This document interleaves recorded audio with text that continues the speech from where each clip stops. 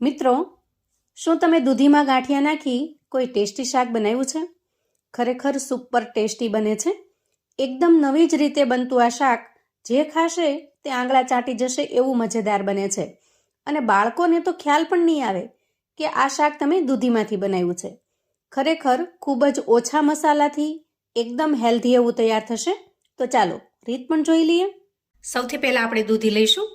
અહીંયા મેં મીડિયમ સાઇઝની દૂધી પસંદ કરેલી છે અને વજનમાં જોઈએ તો અંદાજે 250 થી 300 ગ્રામ જેટલી થશે. આ દૂધીને મેં ધોઈ ચોખ્ખી કરી અને લીધેલી છે. તો સૌથી પહેલા આપણે દૂધીનો જે પાછળનો ભાગ છે એને દૂર કરી લઈએ અને ત્યાર પછી એ જ રીતે આગળથી થોડું કટ કરી લઈએ. હવે દૂધીને બે ભાગમાં વહેંચી લઈએ. હવે આપણે એની ઉપરની છાલને ઉતારી લઈએ. જો દૂધી એકદમ કૂણી અને ફ્રેશ હશે ને તો છાલ એકદમ આરામથી ઝડપથી નીકળી જશે. વાસી દૂધીની છાલ ખૂબ કઠણ થઈ જાય છે. જુઓ, આ રીતે તમારી સાથે વાતો કરતા કરતા અહીંયા મેં દૂધીની છાલ ઉતારી અને બંને પીસને તૈયાર કરી લીધા છે. આ જે દૂધીની કૂણી છાલ છે એ છાલનો પણ ખૂબ સરસ ઉપયોગ થઈ શકે છે. અને કઈ રીતે એ હું તમને આગળ બતાવું. એ છાલને આપણે સાઈડ પર મૂકીશું અને ત્યાર પછી દૂધીને સમારી લઈશું. અહીંયા આપણે દૂધીના પીસ બહુ મોટા પણ નહીં અને સાવ નાના પણ નહીં એ રીતે કરીશું, જેથી સારી રીતે ચડી પણ જશે અને વધારે સમય પણ નહીં લાગે. મિત્રો, રેગ્યુલરમાં તો આપણે દૂધીનું શાક ઘણી જુદી જુદી રીતે બનાવતા હોઈએ. ખાસ કરીને આપણા કાઠિયાવાડમાં દૂધી ચણાનું દાળ આપણે વધારે બનાવીએ, પણ આપણે આજે જે શાક બનાવીશું ને એટલું ટેસ્ટી અને લાજવાબ બનશે કે જે દૂધી નહીં ખાતા હોય એ પણ માંગી માંગીને ખાશે. એટલું સરસ ટેસ્ટી બને છે. બનાવવાની રીત એકદમ યુનિક, અલગ અને સાવ સરળ છે, જેથી ખૂબ ઝડપથી આસાનીથી બનીને તૈયાર થઈ જશે. હવે સમારીને તૈયાર કરેલી દૂધીને આપણે એક મિક્સિંગ બાઉલમાં ટ્રાન્સફર કરીશું અને એમાં અડધી ચમચી જેટલું મીઠું ઉમેરીએ, 5 ચમચી જેટલી હળદર ઉમેરીશું અને 5 ચમચી જેટલું લાલ મરચું પાવડર ઉમેરીશું. ત્યાર પછી એ મસાલાને આપણે દૂધીમાં સરસ રીતે મિક્સ કરી લઈએ. તે દૂધી સુધાર્યા પછી તરત જ આપણે એમાં મસાલા કરી લેવાના, જેથી દૂધી કાળી ન પડી જાય અને મસાલા સરસ રીતે ચડી જાય. હવે અંદાજે 5 મિનિટ સુધી ઢાંકણ ઢાંકી દૂધીને આમનામ મસાલા સાથે રહેવા દેશું, જેથી આપણે ઉમેરેલા બધા જ મસાલા દૂધીમાં સરસ રીતે ઓબ્ઝર્વ થઈ જશે અને એનો ટેસ્ટ દરેક બાઈટમાં સરસ રીતે આવી જશે. અંદાજે 5 થી 7 મિનિટ પછી આપણે દૂધીમાં મીઠું અને બાકીના મસાલા કર્યા છે અને આ રીતે મીઠું ઉમેરવાથી દૂધીની અંદરથી એનું પાણી રિલીઝ થવા લાગે છે, જેથી એકદમ સરસ ભીનાશ આવી જશે.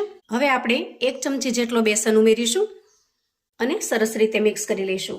અહીંયા જો દૂધીમાં પાણીનું પ્રમાણ થોડું વધારે લાગે તો તમારે થોડો બેસન વધારે ઉમેરી દેવાનો. અહીંયા તમે બેસન, ચણાનો લોટ અથવા તો ચોખાનો લોટ પણ વાપરી શકો છો. હવે આપણે ગેસ ઓન કરીશું અને ગેસ ઉપર એક પેન મૂકીશું.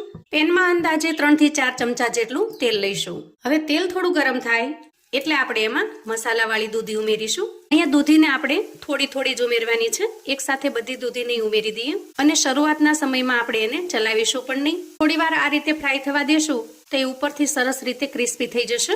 આ સમયે ગેસની ફ્લેમને આપણે સ્લો પર રાખવાની છે, એટલે કે એકદમ ધીમી રાખવાની છે અને ધીમા ગેસની ફ્લેમ ઉપર જ આપણે આ બધા જ પીસને સરસ રીતે ફ્રાય કરી લેવાના છે. તમે ઈચ્છો તો થોડું વધારે તેલ લઈ અને ડીપ ફ્રાય પણ કરી શકો છો. દૂધીનું શાક બનાવવાની આ રીત એકદમ યુનિક અને અલગ છે. ખરેખર આ શાક એટલું ટેસ્ટી અને મજેદાર બનશે કે જે દૂધી નહીં ખાતા હોય એને પણ આ શાકનો ટેસ્ટ ખૂબ જ પસંદ આવશે. હવે દૂધી થોડી ક્રિસ્પી થાય ને એટલે આપણે એને થોડી અલટાવી પલટાવી લેવાની, જેથી બધી જ સાઈડ સરસ રીતે ફ્રાય થઈ જાય. અને અહીંયા તમે જોઈ શકો છો આપણે જે એના પર મસાલો કર્યો છે એ સરસ રીતે એના પર કોટ થઈ ગયો છે. તો જુઓ, અહીંયા દૂધીનો એક પીસ એકદમ સરસ ક્રિસ્પી થઈ ગયો છે અને આ પ્રોસેસ કરવાથી દૂધી લગભગ 70-80% સુધી ચડી પણ જશે. તો આ રીતે સરસ મજાના ફ્રાય થઈ જાય, ગોલ્ડન બ્રાઉન કલર આવી જાય એટલે દૂધીના પીસને આપણે એક પ્લેટમાં કાઢી લઈએ અને એ જ રીતે બાકીના પીસને પણ ફ્રાય કરી લઈએ. આપણી બીજી બેચ પણ તૈયાર છે. હવે દૂધીને ફ્રાય કરતા જે તેલ વધ્યું છે એનો આપણે આગળ ઉપયોગ કરીશું. તો જુઓ, અહીંયા દૂધી એકદમ સરસ ફ્રાય થઈ ગઈ છે અને સરસ રીતે કૂક પણ થઈ ગઈ છે, જે હું તમને તોડીને પણ બતાવું. જુઓ, એકદમ સરસ રીતે કૂક પણ થઈ જાય છે. હવે આ દૂધીની છાલનો ઉપયોગ, દૂધીની છાલમાંથી તમે એકદમ સરસ મજાની ચટપટી ચટણી પણ બનાવી શકો છો, જે રેસિપીનો શોર્ટ્સ મેં ચેનલ પર અપલોડ કરેલો છે. કોઈ પણ ફરસાણ સાથે ખાવાની મજા આવે એવી સરસ ટેસ્ટી બને છે. વળી ઉનાળાને ધ્યાનમાં રાખીને શરીર માટે એકદમ ઠંડી પણ રહે છે. આ છાલનો ઉપયોગ તમે શાકની ગ્રેવી બનાવવામાં પણ કરી શકો છો. હવે એક મિક્સર જાર લઈએ, એમાં એક નાની વાટકી જેટલા ગાંઠિયા લઈશું અહીંયા તમે કોઈ પણ ગાંઠિયા ઉપયોગમાં લઈ શકો છો, જાડા, ઝીણા કે પાપડી. હવે આપણે એમાં થોડું સ્વાદ પ્રમાણે મીઠું ઉમેરીએ. ગાંઠિયાની અંદર ઓલરેડી મીઠું હોય જ છે, એટલે આપણે અહીંયા થોડું જ ઉમેરવાનું છે. 5 ચમચી જેટલી હળદર ઉમેરીશું અને અડધી ચમચી જેટલો ધાણા જીરું પાવડર ઉમેરીશું. 5 ચમચી જેટલો આપણે અહીંયા ચાટ મસાલો ઉમેરવાનો છે, જેથી શાકનો સ્વાદ છે એકદમ સરસ ચટપટો અને ટેસ્ટી બનીને તૈયાર થશે. અને થોડો 2 ચપટી જેટલો ગરમ મસાલો ઉમેરીશું. તમે જો ગરમ મસાલો ઉમેરવા ન માંગતા હો તો તમારે સ્કીપ કરી દેવાનો. હવે આપણે ઢાંકણ ઢાંકી આ બધી જ વસ્તુને સરસ રીતે પીસી લઈએ. જુઓ, એ બધી વસ્તુને પીસતા આ રીતે એકદમ સરસ મસાલો તૈયાર થાય છે, જે શાકની અંદર ખૂબ જ ટેસ્ટી લાગે છે અને શાકનો સ્વાદ 100 ગણો વધારી દે છે. તૈયાર થયેલા મસાલાને આપણે એક પ્લેટમાં કાઢી લઈએ. હવે એ જ મિક્સર જારની અંદર આપણે દૂધીની છાલ ઉમેરીશું. તો જુઓ, અહીંયા આપણે એકદમ કૂણી હોય એવી થોડી દૂધીની છાલ લીધી છે. હવે છાલને ક્રશ કરવા માટે તમે અહીંયા પાણીનો ઉપયોગ કરી શકો છો, અથવા તો આ રીતે 1 ચમચી જેટલું દહીં લેવાનું, એને ઉમેરી દઈએ અને થોડું સ્વાદ પ્રમાણેનું મીઠું ઉમેરીશું અને ઢાંકણ ઢાંકી એકદમ સરસ પેસ્ટ બનાવી લેશું. જુઓ, આ રીતે એકદમ સરસ મસ્ત પેસ્ટ બનીને તૈયાર થશે. હવે તૈયાર થયેલી પેસ્ટને આપણે એક બાઉલમાં કાઢીશું. ત્યાર પછી ગેસ ઓન કરીશું. હવે અહીંયા કડાઈમાં જે તેલ છે એ તેલ શાક બનાવવા માટે પૂરતું છે, વધારાનું તેલ ઉમેરવાની જરૂર પણ નહીં પડે. તેલ થોડું ગરમ થાય એટલે થોડી અડધી ચમચી જેટલી રાઈ ઉમેરીશું અને અડધી ચમચી જેટલું આખું જીરું ઉમેરીશું. થોડી ચપટી જેટલી હિંગ ઉમેરી દઈએ, જે પાચન માટે ખૂબ જ સારી છે. અહીંયા રાઈ સરસ રીતે કકડી ગઈ છે અને જીરું પણ સરસ રીતે સતળાઈ ગયું છે. એ સમયે એક નાની મીડિયમ સાઇઝની ડુંગળીને મેં એકદમ ઝીણી સમારીને તૈયાર કરેલી છે, એને ઉમેરી દઈએ. તમે જો ડુંગળી ન ખાતા હો તો તમારે ડુંગળી નહીં ઉમેરવાની, સ્કીપ કરી દેવાની. અહીંયા ડુંગળીને આપણે એની કચાશ દૂર થાય, થોડો એનો કલર ચેન્જ થાય ત્યાં સુધી સાંતળી લઈએ. જુઓ, થોડી ગોલ્ડન બ્રાઉન કલરની થઈ છે. એ સમયે દૂધીની છાલની જે પેસ્ટ બનાવેલી છે એને ઉમેરી દઈએ અને સરસ રીતે મિક્સ કરી લઈએ. આરોગ્યની દ્રષ્ટિએ પણ દૂધીની છાલ દૂધી કરતાં પણ વધારે હેલ્ધી હોય છે. તો આ રીતે તમે બાળકોને અથવા તો ઘરનાને બનાવીને પીરસશો તો એના હેલ્થ માટે પણ ખૂબ જ ઉપયોગી થશે. આ રીતે અંદાજે 1 મિનિટની અંદર જ સરસ રીતે તૈયાર થઈ જાય છે. તો એ સમયે આપણે 2 મીડિયમ સાઇઝના ટમેટાની પ્યુરી ઉમેરીશું, જે મેં અગાઉથી તૈયાર કરીને રાખેલી છે, અને સરસ રીતે મિક્સ કરી લઈએ. અને હવે ટમેટાનું કાચાપણું દૂર થાય ત્યાં સુધીમાં આપણે પ્રોટીન મસાલા કરી લઈએ. તો હવે ઉમેરીશું સ્વાદ પ્રમાણે મીઠું. અહીંયા આપણે માત્ર ટમેટાના ભાગનું જ મીઠું ઉમેરવાનું છે. 1 ચમચી ધાણા જીરું પાવડર ઉમેરીએ અને થોડી 5 ચમચી જેટલી હળદર ઉમેરી દઈએ.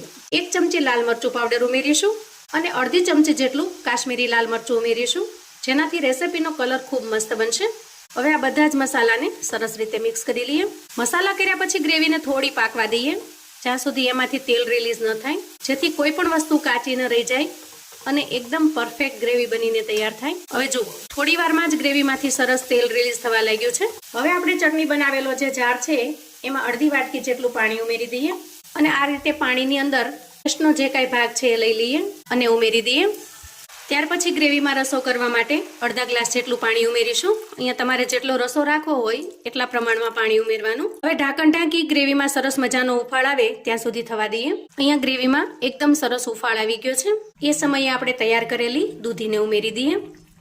ખરેખર મિત્રો, આ રીતે બેસન કે ચણાના લોટની અંદર ફ્રાય કરેલી દૂધીનો ટેસ્ટ ખૂબ જ અમેઝિંગ આવે છે. બધા જ પીસને આપણે ગ્રેવીમાં ઉમેરી દેવાના અને ફરી લીડ ઢાંકી અંદાજે 1 મિનિટ થવા દઈશું. હવે ફરી આપણે ચેક કરીશું. એકદમ ટેસ્ટી એવું શાક બનીને તૈયાર થયું છે, પણ આમાં આપણે હજી સિક્રેટ મસાલો ઉમેરવાનો છે. તો બધું જ તૈયાર થઈ જાય ત્યાર પછી આપણે ગાંઠિયાનો મસાલો ઉમેરીશું અને સરસ રીતે મિક્સ કરી લઈશું. એકદમ ટેસ્ટી એવું દૂધીનું શાક બનીને તૈયાર છે. એકદમ લચકેદાર રોટલી, ભાખરી, પૂરી, પરાઠા કે પછી દાળ ભાતની સાથે, ખીચડીની સાથે ખાવાની મજા પડે એવું સરસ ટેસ્ટી બને છે. હવે થોડી કોથમીર ઉમેરી દઈએ. એકદમ યુનિક અને અલગ રીતે બનાવેલું આ શાક સ્વાદમાં એટલું ટેસ્ટી બને છે, જો એક વખત બનાવશો ને તો ઘરના પછી આ શાક માટેની જ ફરમાઈશ કરશે. અને વળી નાના બાળકોને તો ખબર પણ નહીં પડે કે તમે આ શાક દૂધીમાંથી બનાવ્યું છે. જે કોઈ ખાય આંગળા ચાટી જાય એવું સરસ ટેસ્ટી અને ખૂબ જ મજેદાર બને છે. ખરેખર મિત્રો, એક વખત આ શાક બનાવશો ત્યાર પછી કોઈ દૂધીનું શાક ખાવાની ના નહીં પાડે. તો મિત્રો, જો ક્યારેય તમે આ રીતે દૂધીનું શાક ના બનાવ્યું હોય ને તો એક વખત મારા કહેવાથી પણ ચોક્કસથી બનાવજો અને મને તમારો ફીડબેક શેર કરજો. તો મિત્રો, આવું અવનવું જાણવા માટે અને મને સપોર્ટ કરવા માટે ચેનલ પર જો તમે નવા છો તો પ્લીઝ ચેનલને સબસ્ક્રાઈબ કરો. વિડીયો ગમે તો લાઈક અને શેર કરો. તમારા સગા સંબંધી મિત્રોને પણ આપણી આજની એકદમ ટેસ્ટી એવા દૂધીના શાકની રેસિપી ચોક્કસથી મોકલી આપજો, જેથી એ લોકો પણ બનાવીને તૈયાર કરી શકે, એન્જોય કરી શકે અને એના પરિવારને પીરસી શકે. કોમેન્ટમાં મને ચોક્કસથી જણાવજો મિત્રો કે આજની યુનિક અને અલગ એવી દૂધીના શાકની રેસિપી તમને કેવી લાગી છે. ફરી મળીશું એક નવી રેસિપી સાથે. ત્યાં સુધી આવજો મિત્રો.